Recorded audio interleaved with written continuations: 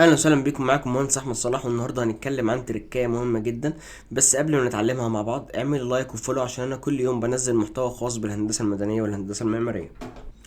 دلوقتي انا هنا عندي بروز في المبنى بتاعي، وحابب ان انا لما اقف في الجراوند فلور اقدر اشوف البروز ده واقول انه في السلابه بتاعتي فيها بروز من فوق.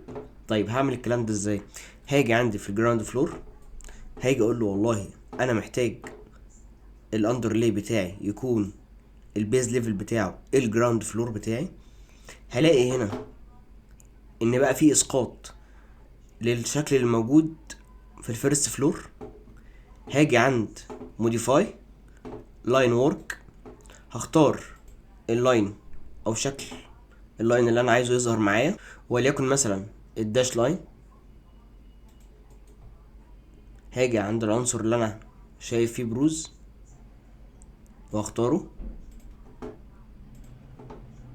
تمام. ومنساش ان انا ارجع البيز او الرينج بتاعي لنون. هبص الاقي هنا انه العنصر بتاعي موجود على هيئة خطوط، اقدر من خلالها ان انا اقول بالتكست والله ان في هنا سلاب above،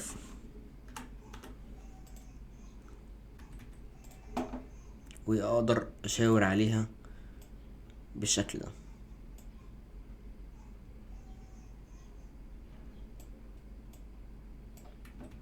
طيب لو انا عايز الغي الخطوط دي تاني اعمل ايه؟ اجي عند modify اللاين وورك، اختار هنا by category. هلاقي عندي ان انا اقدر اسلكت على الخطوط اللي انا عملتها، فهي هتختفي باي كاتيجوري. وبكده اكون عملت اندو لللاين وورك اللي انا عملته قبل كده.